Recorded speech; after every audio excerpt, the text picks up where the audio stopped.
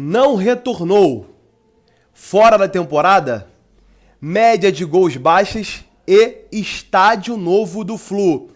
Fala, torcedor tricolor, estou chegando para mais um giro de notícias aqui no canal da BTB Esportes. Então, sem enrolação, né, já deixe seu dedo no like, se inscreva no canal e ative o sininho das notificações para que o YouTube possa entender que esse conteúdo é relevante, porque BTB Esportes também é lugar de tricolor. Tricolor, sem mais enrolação, vai fazer um apanhadão de notícias da semana, de dias, né? Thiago Silva ainda segue lesionado, não treinou, faz um trabalho regenerativo e provavelmente vai ficar de fora para o Fla-Flu. Fla-Flu que é tratado dentro dos bastidores do Fluminense como o jogo principal da arrancada do Fluminense para sair da zona de rebaixamento. Fluminense que vem de vitória contra o Cruzeiro no Maracanã, vitória importantíssima, gol do John Arias aí que está na Copa América, mas a vitória do Fluminense contra o Flamengo, dentro do Fluminense, é como a questão de salvação. Essa vitória é o grande passo aí para o Fluminense, não só sair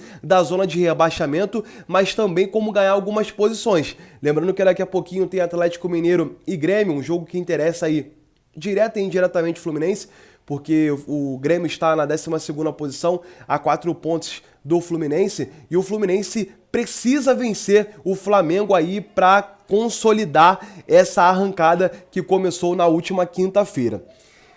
Torcedor tricolor, notícia ruim para o Fluminense. Serna aí acabou tendo uma lesão constatada no jogo contra o Cruzeiro no Maracanã. Ele saiu do jogo e teve uma lesão constatada. Essa lesão, né, os médicos do Fluminense ainda previamente falaram que não é uma lesão simples, ou seja, é uma lesão que ainda vai ser avaliada, mas o Fluminense pode perder Kevin Serna para o restante da temporada, ou seja, mais um desfalque para o Fluminense, e o Fluminense pode ficar de fora sim, o Kevin Serna pode ficar de fora sim, pro restante da temporada. O peruano sentiu uma lesão no músculo posterior da coxa esquerda na última partida, ou seja, fez um trabalho e agora constatou de fato uma lesão ainda que não foi diagnosticada 100%, né? Mas os médicos do Fluminense já falaram que não é uma questão simples e o Serna pode ficar de fora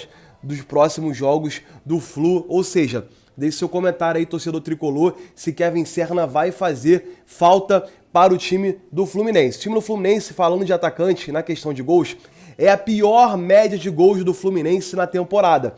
E aí o Globoesporte.com trouxe alguns números, fizeram alguns números aqui, e eu vou trazer só para elucidar para o torcedor tricolor. Após 3 temporadas passando dos 100 gols, né, o clube balançou as redes 62 vezes em 2024. E isso explica um pouquinho, né, torcedor tricolor, de que forma o Fluminense está nessa situação. Porque por mais que o time talvez não sofra muitos gols, né, de maneira geral, mas também não faz gols e aí não vence partidas. Faltam apenas 10 jogos no ano e o Fluminense só fez 62 gols. Como você pode explicar isso? Talvez uma fase do Cano, o Cano que fez aí aproximadamente 100 gols nos últimos 2 anos, né? Juntando os 2 anos aí, e o Cano não foi muito bem nessa temporada, ficou vários jogos de fora. Isso pode explicar um pouquinho, né, da ausência de gols no Fluminense nessa temporada. Com poucas partidas pela frente para mudar esse cenário, o time caminha para ter uma das piores temporadas em número de gols neste século, para igualar 2018, em que o time marcou 76 gols, ou seja, neste século a pior média de gols do Fluminense foi em 2018, aonde marcou 76 gols, ou seja, o Fluminense está a 14 gols abaixo da pior média de gols feitas no ano, que foi em 2018. Porém, ainda faltam 10 partidas. A pior temporada em número de gols foi de 2021. O Flu precisa fazer mais 14 gols em 10 partidas. Ou seja, cara, vai ser difícil. Realmente o Fluminense não tem feito gols. E aí tem uns números aqui, um apanhado. Número de gols em cada ano, desde 2001. Eu vou trazer de 2018, que foi a pior média. 76 gols no ano com o menor número de gols no século. Em 2019, 91 gols. 2020, 78.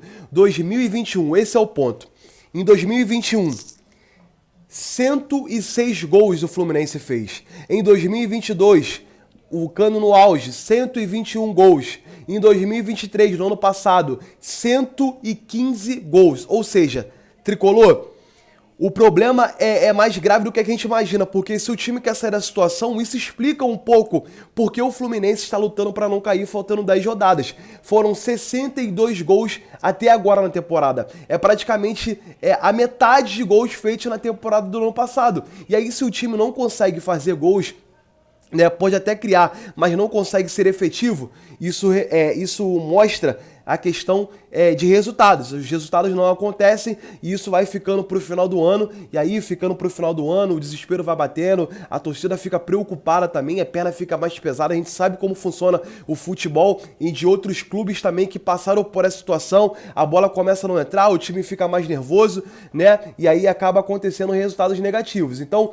o Fluminense está sofrendo essa temporada. E eu até quero que o torcedor participe. O que na sua opinião, acha que o Fluminense está passando por essa situação? Porque é um ano totalmente atípico. No ano passado, foram 115 gols. No ano retrasado, foram 121 gols. Então o Fluminense esse ano só fez 62 gols. E vamos ver aí, faltando 10 jogos, se o Fluminense melhora o ataque. Torcedor tricolor, eu quero sua atenção agora porque Eduardo Paes, que foi reeleito prefeito do Rio de Janeiro no último domingo, no primeiro turno, em votação realizada, em entrevista ao jornal O Globo, falou como espera ajudar os grandes clubes da cidade. Deixa eu elucidar você. Primeiramente, teve a questão da aprovação do estádio do Flamengo, e a gente sabe como funciona essa questão de política. De outra maneira, também teve a assinatura da revitalização de São Januário a partir do final do ano. Eduardo Paes foi eleito e agora também passa também por ajudar na questão do Botafogo e do Fluminense. Vamos focar no Fluminense. Como que o Eduardo Paes pode ajudar o Clube das Laranjeiras, pelo menos de forma política, viabilizando a reconstrução ou a revitalização de Laranjeiras, que seria algo magnífico. A gente sabe que Laranjeiras é um estádio especial para o torcedor tricolor, é um estádio que a seleção brasileira já jogou, é um estádio das Laranjeiras que é um estádio centenário, né? Deixa eu só pegar o ano certinho aqui, que o estádio das Laranjeiras, desde 1902, né? E começou a ter a sua fundação em 1914. Desde lá, o estádio das Laranjeiras não passou por muitas reformas, tantos estruturais, tantos ali, né, por dentro ali, na questão das cabines, a questão dos campos, dos vestiários, né, e já teve essa conversa anteriormente com o Eduardo Paes e o Mário Bittencourt, e agora que o Eduardo Paes foi eleito e conseguiu assumir esse compromisso, tanto com o Flamengo, do seu estádio no gasômetro, tanto na revitalização de São Januário, essa conversa também vai passar aí com o Botafogo, e o Fluminense também pode ser beneficiado por isso, né?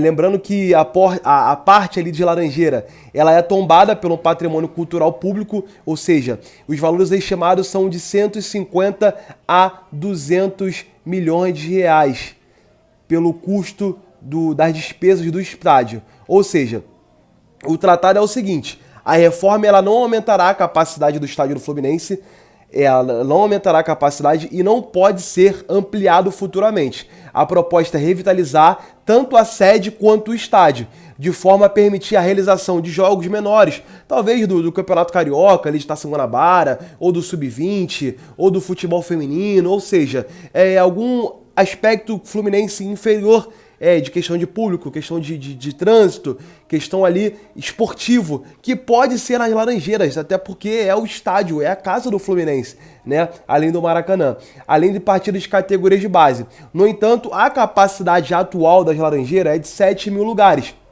mas ela não pode ser ampliada por conta das restrições impostas pelo patrimônio cultural do Rio de Janeiro. E eu deixo essa pergunta para você, tricolor. O que você acha disso, dessa questão aí política envolvendo o Fluminense? O Fluminense pode, de fato, agora, chegando mais perto da sua reforma do seu estádio das Laranjeiras, isso pode ajudar também o Fluminense que não treina mais lá, treina no CT Carlos Castilhos, que fica na Barra, né? Antigamente o Fluminense treinava nas Laranjeiras, os mais antigos vão lembrar, né? Que o Fluminense treinava ali na Zona Sul, e isso tudo pode mudar o planejamento do clube em questão de melhoria. Então, o torcedor ganha, o Fluminense ganha, os jogadores ganham, todo mundo ganha em de reformar aí dos seus estádios históricos, talvez nos primeiros do Brasil e do futebol mundial, o Fluminense Futebol Clube.